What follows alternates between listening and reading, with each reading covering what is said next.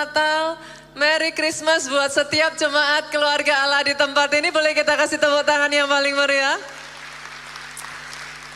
Gak terasa ya Bapak Ibu ya, kita sudah ada di ibadah minggu terakhir di tahun 2024. Biarlah minggu yang terakhir ini ditutup dengan deklarasi berkat. Judul firman Tuhan hari ini saudaraku, deklarasi berkat. Sementara nanti saudara memasuki tahun 2025 Pak. Saya berdoa seperti rema yang Tuhan berikan di akhir tahun ini. Yang dikatakan akan terlaksana. Dijadikan atas hidup saudara. Boleh saya dengar tepuk tangan yang paling meriah buat Yesus Tuhan kita. Itu sebabnya saudaraku, pandai-pandailah berkata-kata. Maksudnya gimana Pastor? Certainly saya tidak mengatakan untuk saudara basa-basi. Certainly itu bukan lemes. Apa lemes? Kalau orang Jawa bilang mulutnya manis. No, it's not. Yang saya maksudkan adalah pandai-pandailah memilih apa yang kau katakan. Dari sini saudara, saya ingin mengajak saudara terlebih dulu sebelum nanti kita masuk untuk melihat ada 4 macam perkataan. Kita harus tahu terlebih dulu seperti apa dampaknya, what should we do gitu. Yang pertama saudaraku, dari 4 macam perkataan adalah perkataan orang lain. Perkataan orang lain. Pastikan saudara menyadari ini. Perkataan orang lain sebenarnya tidak punya power atas hidupmu.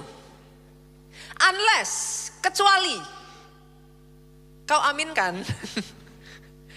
Kalau diaminkan ya sudah saudara. Orang lain boleh memfitnah saudara.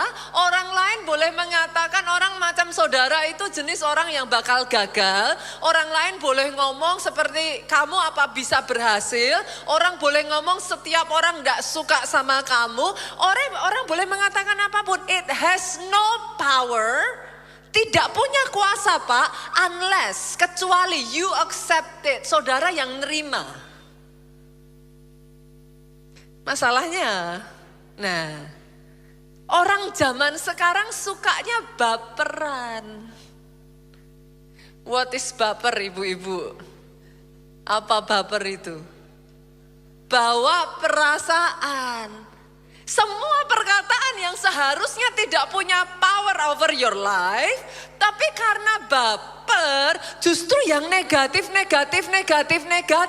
itu yang masuk di dalam hati, bukan cuman masuk, disimpan.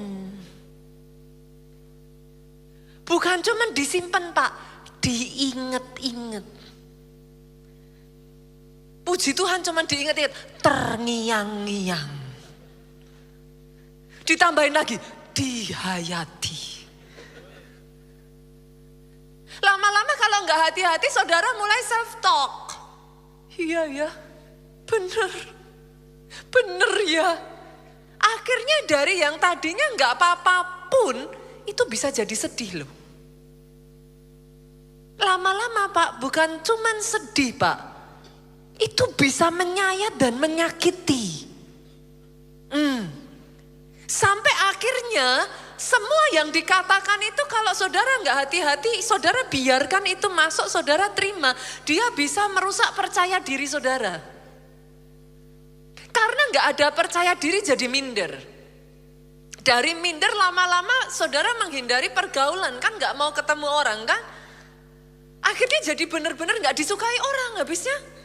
Nggak mau bergaul. Lama-lama karena nggak mau bergaul Pak, nggak ada koneksi kan. Ya gagal, apa yang dilakukan gagal, nggak terbuka pintu.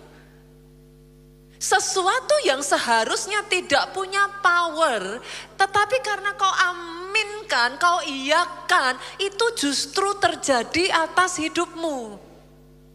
Pastor, kalau seperti itu what should I do? Perhatikan ini saudaraku. Perhatikan apa yang kau izinkan masuk di sini dan di sini. Pastikan engkau berhati-hati memilih perkataan yang kau izinkan masuk di hatimu dan masuk di pikiranmu.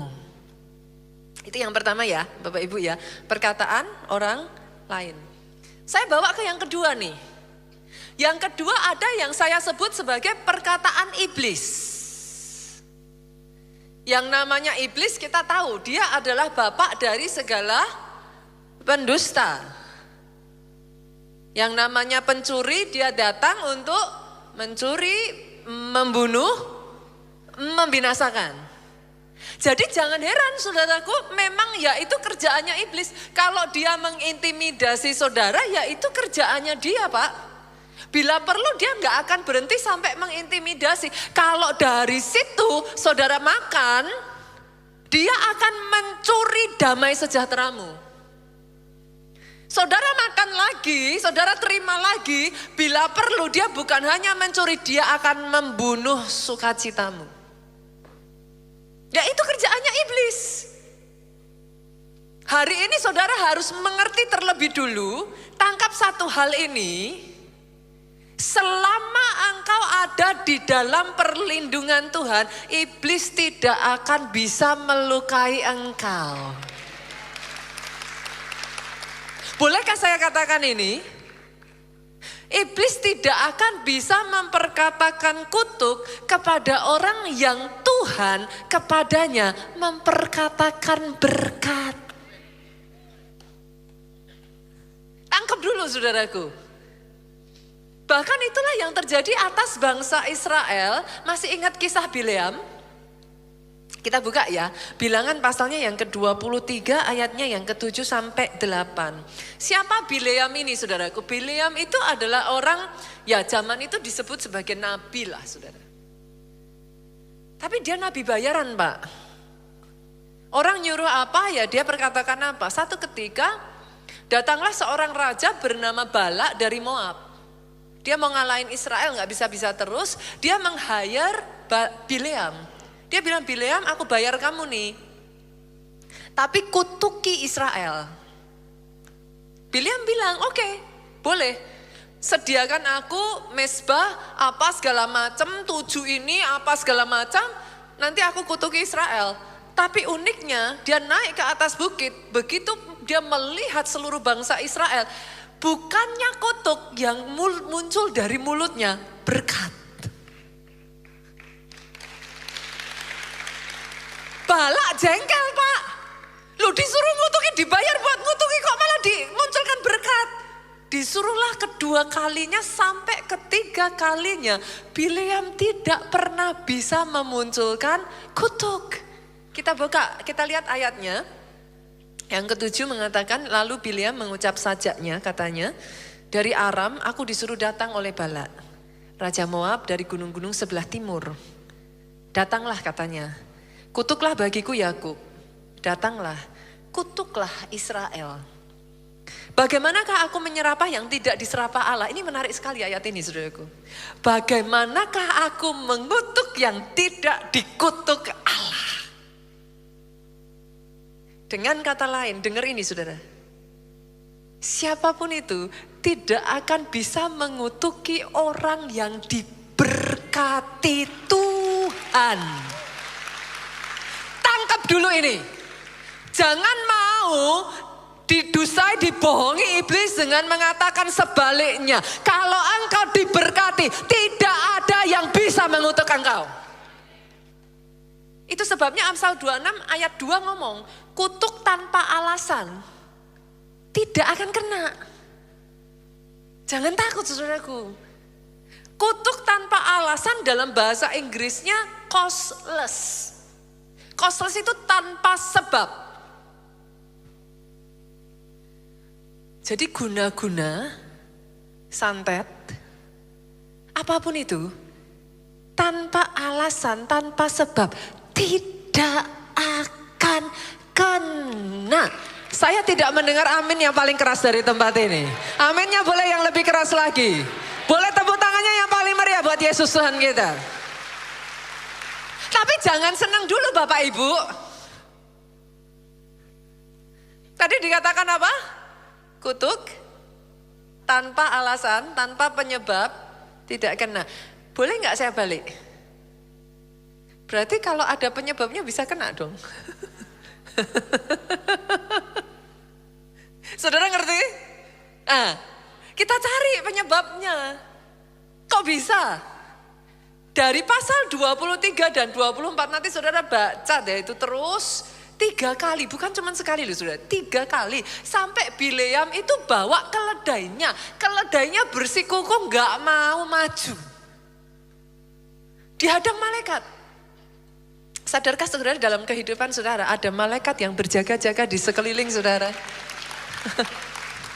Even when you do not know it, selama tidak ada alasan, tidak ada penyebab, kutuk itu tidak bisa kena. Tapi masalahnya saudaraku, 2 pasal dari pasal 23, 24 tidak peduli Nabi sehebat Bileam mau berusaha mengutuki, tidak bisa. Tapi kita lihat dong pasal 25, yuk kita maju. Bilangan pasal 25 ayat 1 sampai 3. Sementara Israel tinggal di Sitimna ini, mulailah bangsa itu berzina dengan perempuan-perempuan Moab. Bangsa Israel buka celah. Perempuan-perempuan ini mengajak bangsa itu ke korban sembelian bagi Allah mereka, lalu bangsa itu turut makan dari korban itu dan menyembah Allah orang-orang itu. Ayat 3 sama-sama yuk. Ketika Israel berpasangan dengan Baal Peor, bangkitlah murka Tuhan terhadap alasan yang pertama saudaraku, jangan buka celah. Ibu-ibu di sini yang tukang ngejar tikus,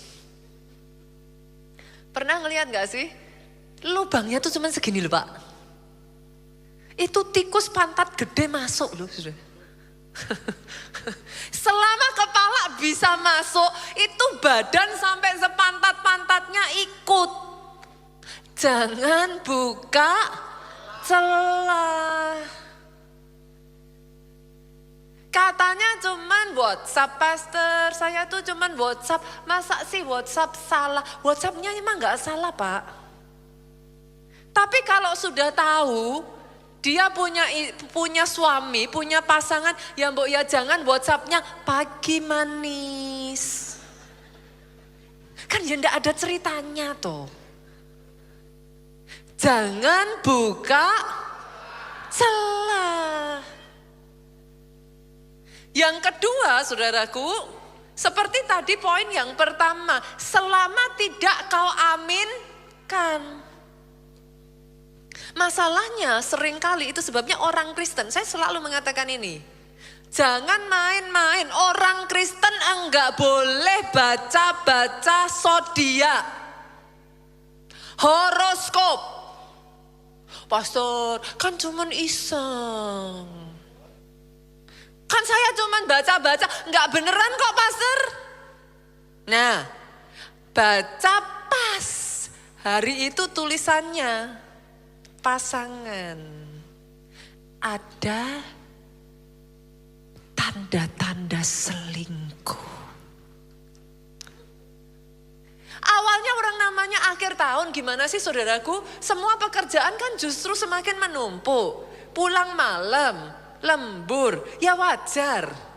Tadinya enggak masalah, habis baca tanda-tanda selingkuh. Ditulis pulang malam. Saudara lihat cara kerjanya iblis. Dari nggak kepikir jadi kepikir. Akhirnya ya nggak ada apa-apa. Sekarang setiap suaminya pulang dinyinyirin. Kemana lagi? Belum pulang. Jam berapa? Lihat jam aja pakai gini. Sekarang kalau suami udah kerja capek-capek, tiap hari berjuang buat keluarga, pulang dinyinyirin tiap hari. Apa ya betah toh ibu-ibu? Akhirnya pergi sekalian, saudara. Dari yang harusnya gak jadi masalah, saudara itu protected, saudara ada di dalam perlindungan Tuhan. Tetapi karena engkau aminkan, jadi terjadi. Itu sebabnya saya selalu katakan, orang Kristen gak boleh baca garis tangan.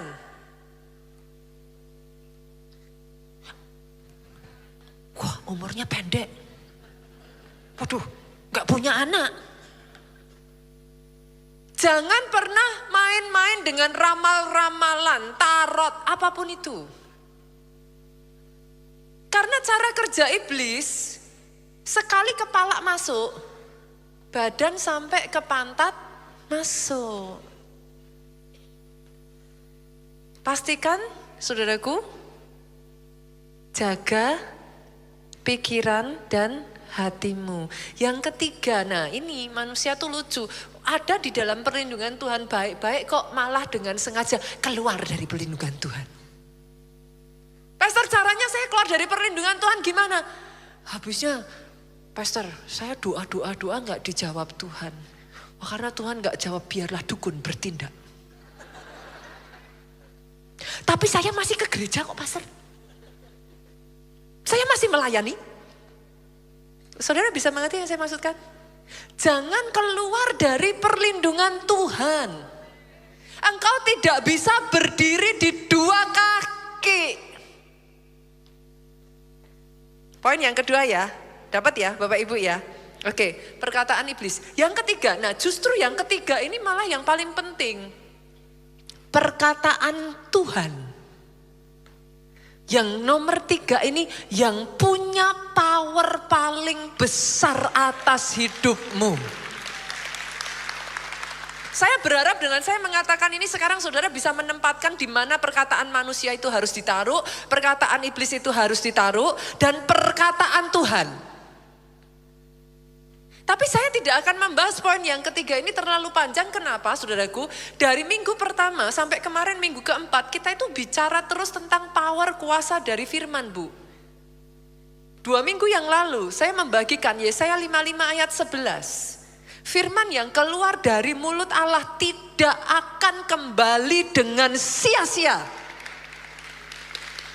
In case ada sebagian dari saudara yang berpikir, Tuhan kok lupa, Tuhan kok tidak menepati janji, tidak akan kembali dengan sia-sia. Bukan hanya firman itu tidak kembali dengan sia-sia, Bu. Dengar ini, dia akan melaksanakan apa yang diperintahkan Tuhan kepadanya. Bonusnya, dan akan berhasil. Jadi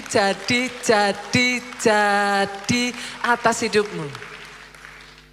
Saya tidak akan fokus ke sini karena kita sudah membicarakan mengenai yang nomor 3 ini selama 4 minggu berturut-turut. Saya masuk yang keempat.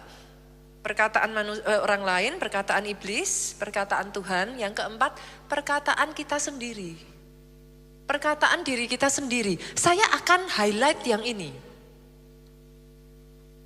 Kenapa, Pak? Seringkali saya tuh menemukan loh saudaraku. Yang ini tuh gak diperhatikan loh, Pak. Bahkan orang Kristen loh, saya tuh suka marah saudara. Kalau ngomong loh sembarangan, sembrono nih mulutnya. Mati aja. Kalau ngomong itu dipikir,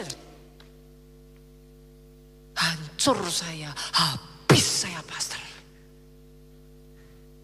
Saudara harus tahu, saya pernah membagikan, saya nggak tahu ya, saudara cek aja di YouTube. Saya tuh pernah membagikan arti kata abrakadabra. Ada yang pernah dengerin gak waktu saya bagiin? Nah. Saudara kalau anak kecil suka main apa? Simsalabim, abrakadabra. Nah abrakadabra itu ternyata berasal dari bahasa yang lebih tua saudaraku, yaitu Aramik. Itu bahasa sebelum bahasa Ibrani saudaraku.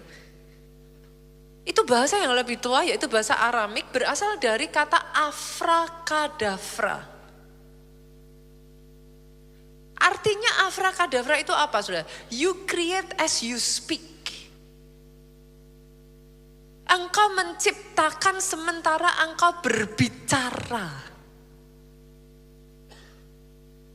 Itu sebabnya jangan asal ngomong.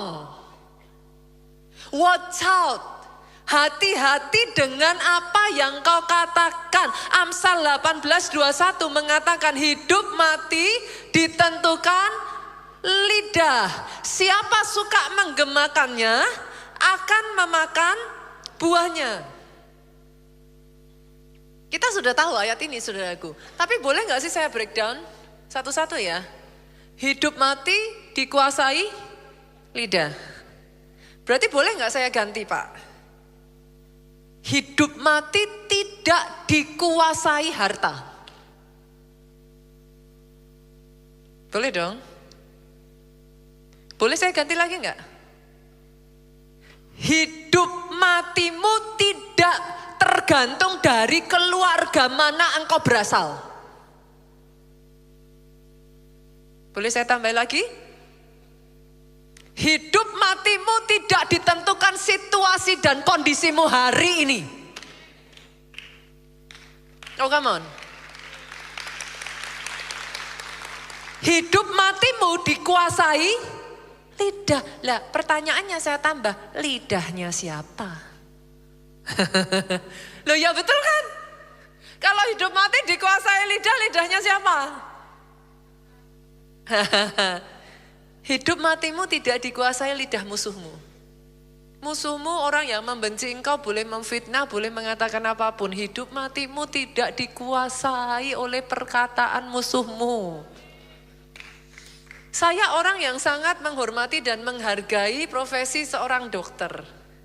Tapi saya disclaimer dulu, maafkan saya saudaraku. Saya menghargai keilmuan kalau ada di tempat ini dokter-dokter, saya sangat respect. Saya berharap saudara bisa mengerti yang saya katakan. With all due respect, hidup matimu tidak dikuasai diagnosa dokter.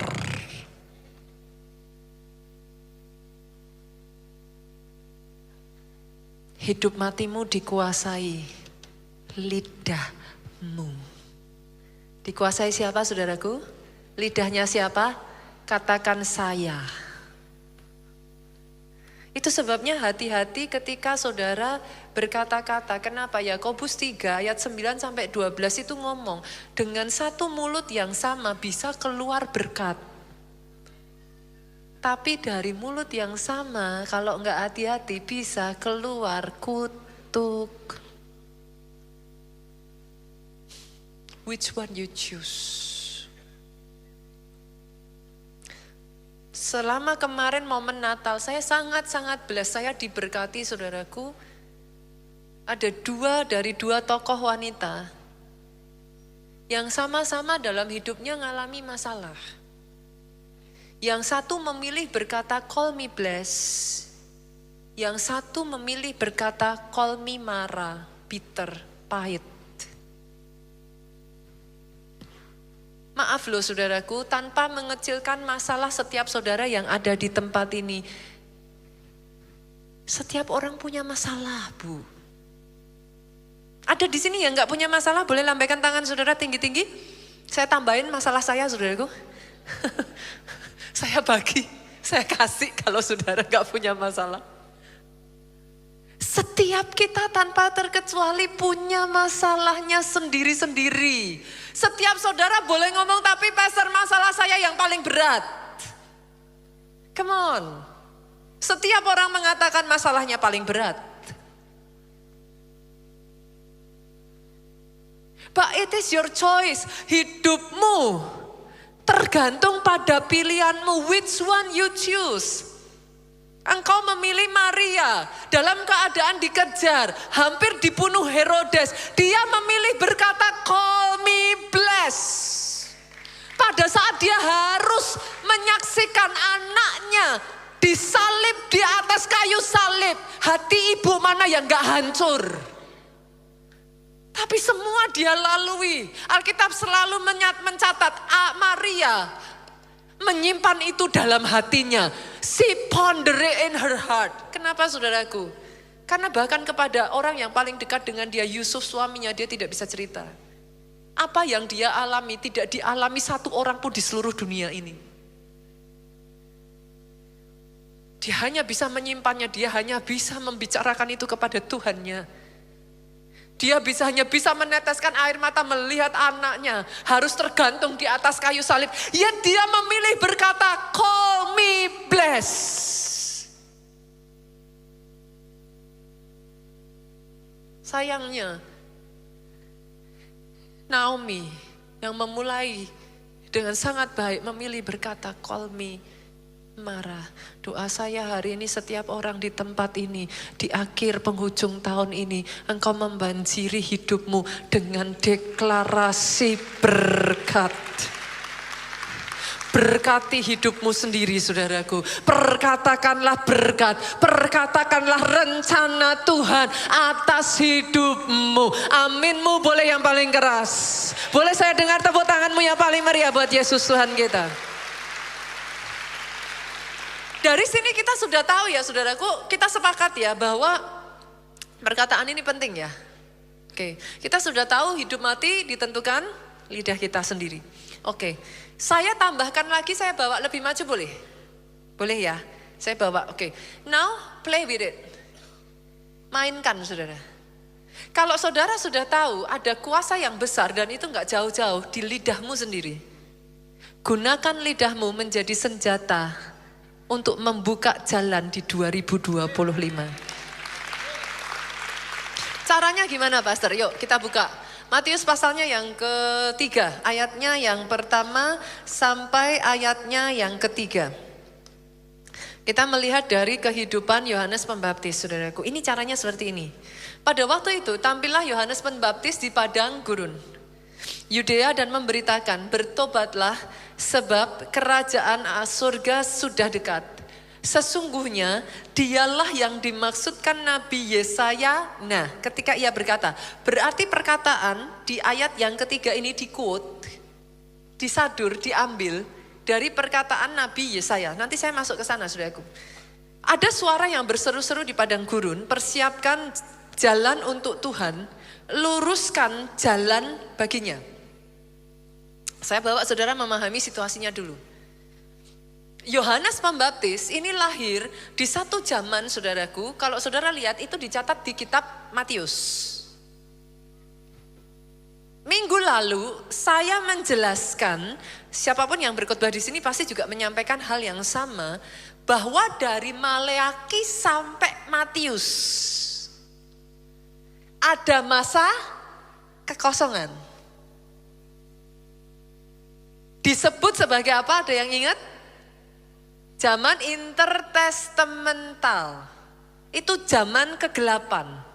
Zaman di mana kenapa tidak ada kitab yang ditulis? Karena tidak ada suara Tuhan diperdengarkan. Itu zaman di mana orang itu suka-sukaku gitu saudaraku. Seenak-enak hatinya dia, hidup sesuka hatinya dia, ini zaman kegelapan. Dari zaman kegelapan itulah Tuhan mengirim Yohanes Pembaptis membukakan jalan untuk datangnya Sang Mesias, Yesus Kristus Juru Selamat. Disuruh sama Tuhan apa? Berseru-seru di padang gurun. Sadarkah saudara, perkataan saudara ini bisa jadi senjata untuk membuka padang gurun, jalan di tengah padang gurun kehidupan saudara. Saya tarik saudara terlebih dulu, kita ngelihat ya.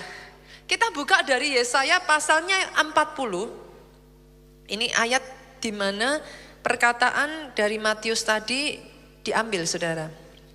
Ayatnya yang ketiga. Saudara tetap ada di sana, saya akan membawa saudara pada sebuah cerita. Sejujurnya ya saudaraku, kalau saya boleh ngomong ya, firman ini adalah untuk saya sebelum ini untuk saudara. Saya sendiri ditegur oleh firman ini. Saya sangat diberkati. Bahkan ya saudaraku, Tuhan memberikan saya rema ini. Dari rema inilah di mana saya belajar untuk saya bangkit dan saya bisa mengalahkan apa yang terjadi dalam hidup saya. Oke, saya masuk dari ayat yang ketiga. Di ayat ketiga kalau saudara buka, boleh nggak ikuti? Saya nggak tahu ya, nanti minta tolong dari tim media ya. Thank you sudah membantu. Ayat yang ketiga ini dikatakan ada suara yang berseru-seru, persiapkanlah di padang gurun jalan untuk Tuhan. Luruskanlah di padang belantara jalan raya bagi Allah kita. Ayat yang tadi di quote saudaraku dari pasal ini. 40 ayat 3. Nah ayat selanjutnya ngomong gini, setiap lembah harus ditutup. Setiap gunung dan bukit diratakan. Tanah yang berbukit-bukit harus menjadi tanah rata. Tanah yang berlekuk-lekuk menjadi dataran. Nah tujuannya apa? Ayat 5. Maka hanya pada saat itu terjadi, maka kemuliaan Tuhan akan dinyatakan dan seluruh umat manusia akan melihatnya bersama-sama. Sungguh Tuhan sendiri telah mengatakannya. Sebentar saudaraku, saya akan menjelaskan kepada saudara posisinya seperti apa. Di antara janji itu diberikan, pada dasarnya Tuhan itu mau mengerjakan perkara besar atas setiap saudara di tempat ini. Tuhan memberikan kemuliaan, berbicara tentang janji Tuhan. Tapi antara posisimu sekarang dengan janji itu digenapi, di tengah-tengahnya itu seringkali ada yang namanya lembah. Lembah itu apa Bu? Kekecewaan, sakit hati. Lembah itu apa? Aib, kegagalan, ketakutan, kekhawatiran. Itu lembah, saudara. Alkitab mengatakan lembah itu harus ditutup. Dan gunung serta bukit. Gunung berbicara apa? Masalah. Saudara menemukan gak sih seringkali gunung itu satu, tapi kalau bukit itu banyak saudara. Kecil tapi banyak. Pernah gak sih ngalamin masalah gede sama masalah yang kecil-kecil tapi datangnya tetangga diajak, anjingnya ikut, kucingnya, tikusnya dibawa. Itu nyebelin loh saudara. Nah, posisi dari tempat saudara berdiri sampai janji Tuhan itu ada bukit, ada gunung, ada lembah. Ada jalan yang berlekuk-lekuk. Nah Tuhan ngomong itu harus diratakan. Yang lembah ditutup, yang bukit dan gunung diratakan. Masalahnya caranya ngeratakan gimana? Tuhan ngasih senjata. Lihat ayat 6. Ada suara yang berkata, disuruh apa terhadap tu gunung dan tu bukit dan tu lembah? Berserulah.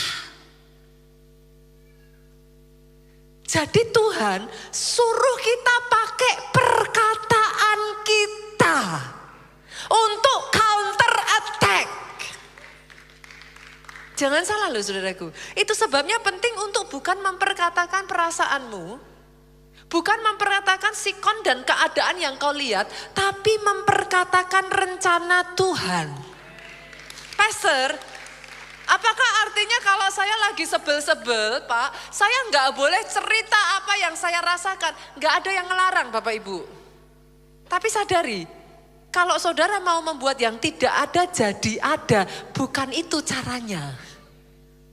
Mau saudara boleh, mau saudara ceritain, wah keadaanku nih sepi, Pastor, sepi.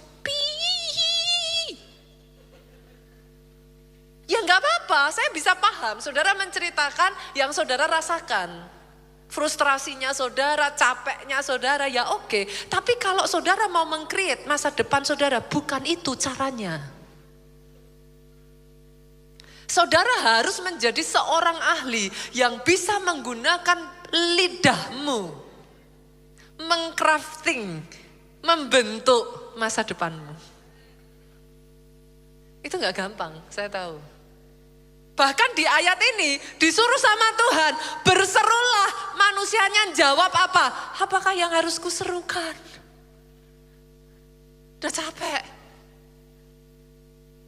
Seluruh umat manusia adalah seperti rumput, semua semaraknya seperti bunga di padang, rumput jadi kering, bunga jadi layu. Apabila Tuhan menghembuskan dengan nafasnya, itu kan kayak ngomong, apalah aku ini? Aku hanya sebutir debu. Yang ditiup lalu lenyap. Itu kan kayak gitu kan saudara. Berapa banyak sering kita manusia ngomongnya kan kayak gitu kan. Apa dayaku? Tapi again, ketika manusia mengatakan itu, dijawab sama Tuhan ayat 9. Hai Sion, pembawa kabar baik. Engkau dipanggil Sion, engkau pembawa kabar baik. Naiklah ke atas gunungku yang tinggi. Hei, hei, hei, ada lagunya kan? Apa? Disuruh apa setelah naik? Nyaringkan suaramu, jangan takut. Disuruh ngomong, disuruh deklarasi, disuruh memperkatakan. Tapi balik lagi manusia. Tuhan tuh sampai ngomong saudaraku.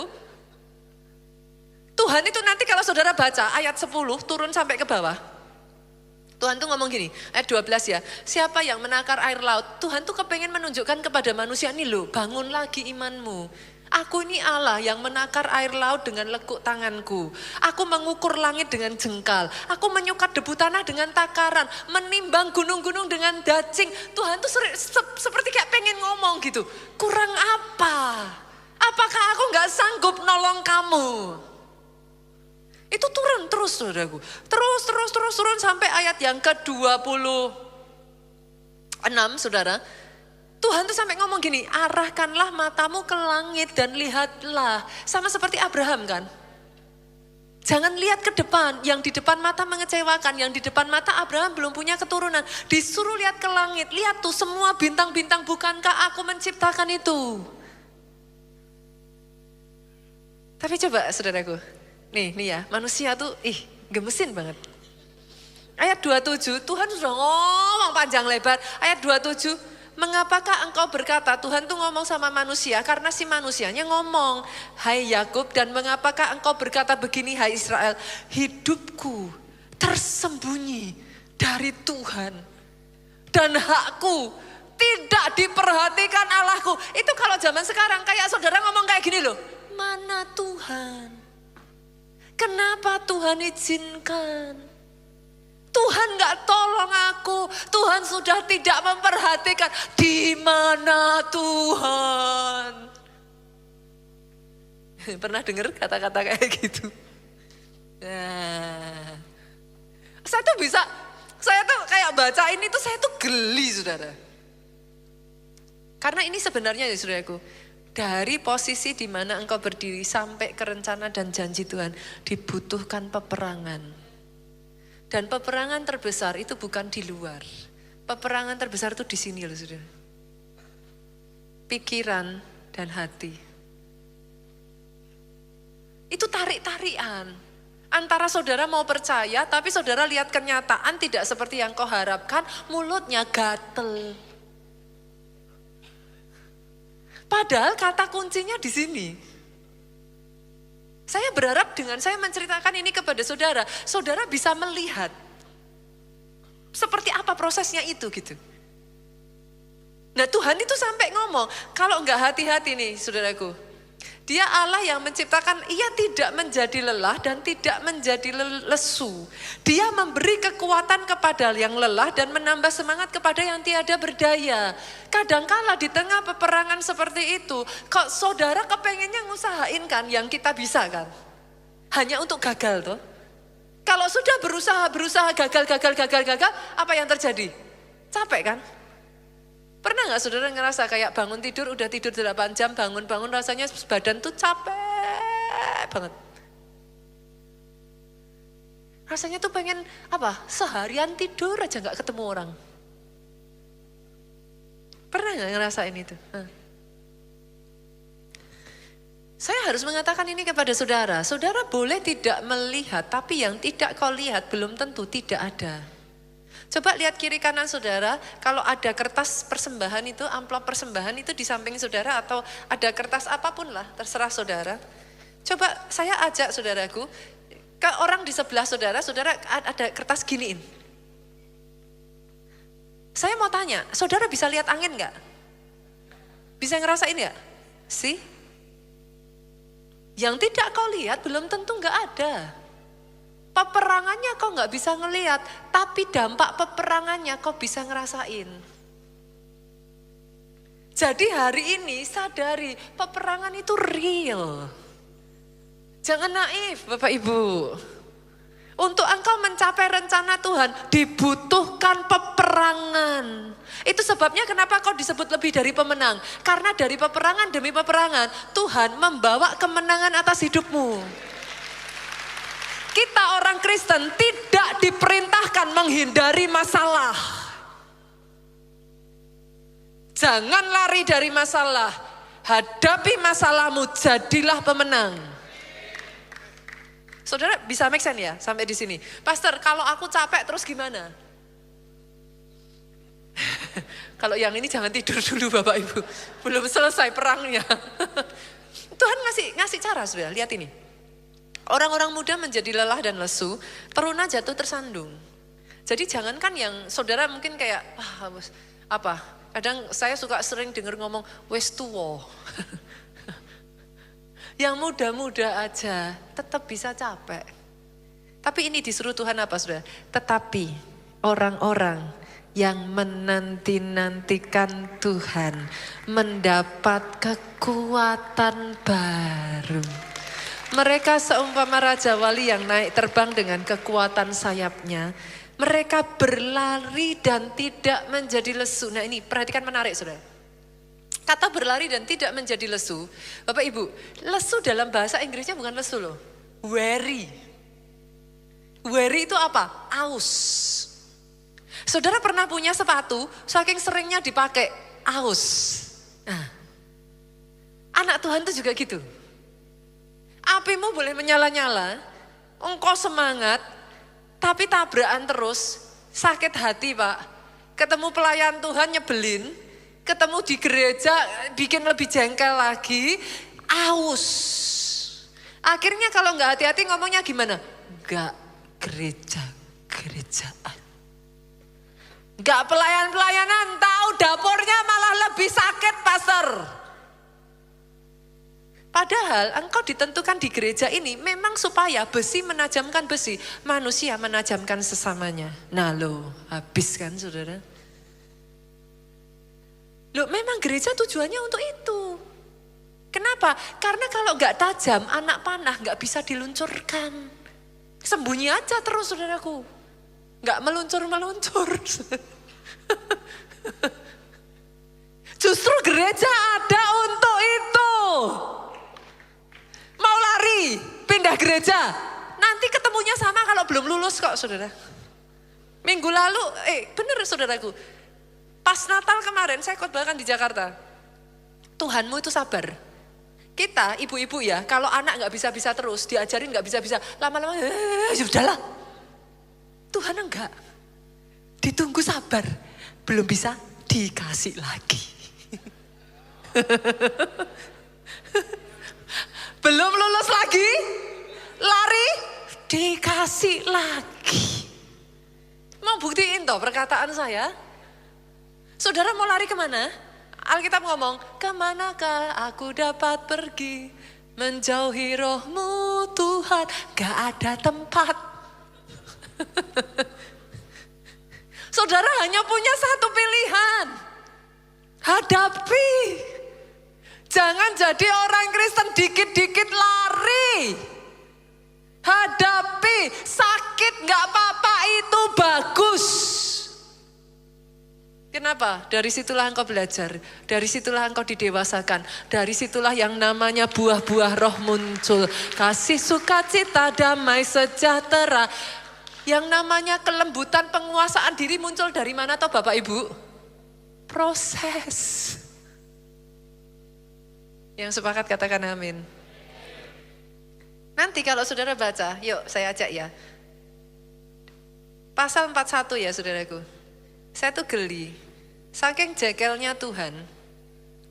Karena udah dikasih tahu terus masih ngeluh aja manusianya. Mulutnya nih masih ngeluh terus. Sampai lama-lama Tuhan ngomong ayat 14. Ini saya tuh sampai geli kemarin ngobrol sama anak saya bacain ayat ini saya ketawa bersama anak saya saudaraku. Janganlah takut hai si cacing Yakub. Tuhan tuh kalau ngomong nyenengin tuh saudara. Hai little wormy. Dengan kata lain Tuhan ngomong, sekecil itukah imanmu? Tidak percayakah engkau aku sanggup menyelesaikan masalahmu? Dilanjutin saudaraku, hai si ulat Israel, akulah yang menolong engkau, demikianlah firman Tuhan, yang menebus engkau ialah yang maha kudus Allah Israel. Dari ayat 14, kalau saudara turun ke 15, dia kasih senjata. Nah ini penting, perhatikan saudara. Apa? Sesungguhnya aku membuat engkau menjadi papan pengiri. Pengiri itu bajak, saudara. Nah, saudara pernah dengar gak? Pujian penyembahan itu membajak hati. Apa itu? Perkataan ini loh, saudara. Dan papan pengiriknya sudah diperbarui. Ini versi baru, saudaraku. Dia tajam dan baru. Dia sudah tidak aus lagi. Kenapa? Hasil dari apa? Menanti-nantikan Tuhan. Banyak orang dalam masalah, maunya cari jalan keluar sendiri, maunya cerita ngeluh sama temennya, maunya cari lari kanan, lari kiri, tapi kalau disuruh duduk diam menanti-nantikan Tuhan, pantatnya ini ada pirnya, saudara. Padahal itulah, dengan cara itulah engkau diperbarui kekuatanmu, gak ada jalan lain. Apa yang jadi bagianmu kerjakan apa? Ngomong ini bagian kita. Memperkatakan rencana Tuhan bagian kita. Tapi yang jadi bagian Tuhan jangan diambil. Capek. Izinkan Tuhan yang mengerjakan bagiannya. Untuk saudara bisa mempercayai, butuh iman. Iman gak bisa kalau saudara tidak membaca firman. Iman timbul dari pendengaran akan, tepuk tangannya yang paling meriah. Sekarang semuanya make sense, Bapak Ibu? Make sense ya? Oke. Dari sini saya ingin mengajak saudara, kita lihat yuk, caranya gimana kita menggunakan mesin tadi itu, alat yang Tuhan sudah berikan. Saya ajak saudara, kita buka terlebih dulu. Dari Yakobus pasalnya yang ketiga, ini cara kerjanya kayak gini saudara. Ayatnya yang keempat. Lihat saja, kapal-kapal walaupun amat besar.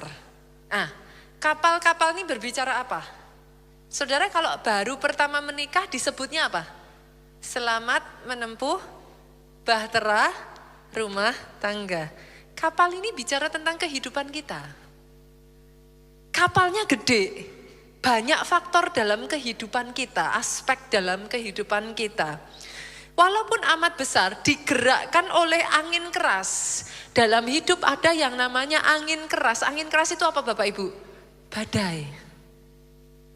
Kapal kalau digerakkan angin keras apa yang terjadi? Dia goyang. Terombang-ambing.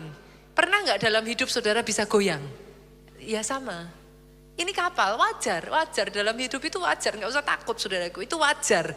Namun dikasih cara sama Tuhan, ada namunnya. Namunnya apa? Dapat dikendalikan kok. Oleh apa? Kemudi yang amat kecil. Nanti kalau saudara baca sampai ke bawah, ayat ini berbicara tentang apa? Lidah.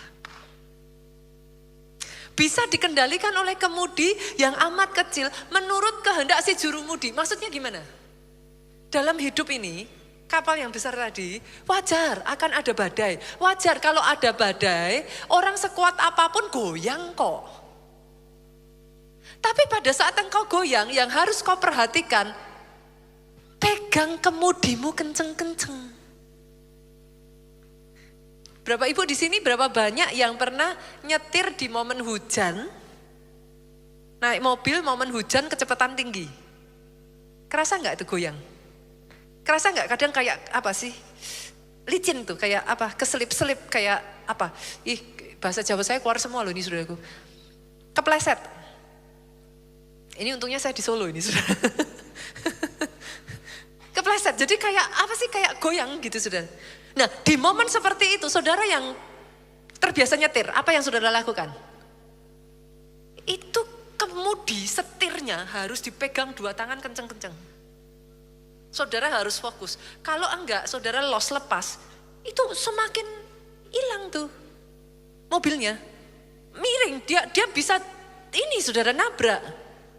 Saudara harus pegang kencang-kencang. Dalam kehidupan yang jadi masalah buat banyak orang. Pada saat badai, ini loh, yang kecil ini loh, kemudinya ini, gak dipegang kencang-kencang. Ngomongnya ngawur. Mati aku, habis, hancur saya pastor. Apa? Seringkali suami istri cerai. Ini loh. Pastikan yang kecil ini dipegang kenceng-kenceng. Karena mau ada badai, kalau ininya dipegang kenceng-kenceng, kapal itu dia bisa melalui badai dan keluar dari badai dengan selamat. Saya ajak, ayo Bapak Ibu, pakai. Jangan hanya asal ngomong, pastor apa enggak itu namanya ngayam-ngayam, bukan. You crafted, saudara memang menciptakan masa depanmu dengan kemudi kecil ini.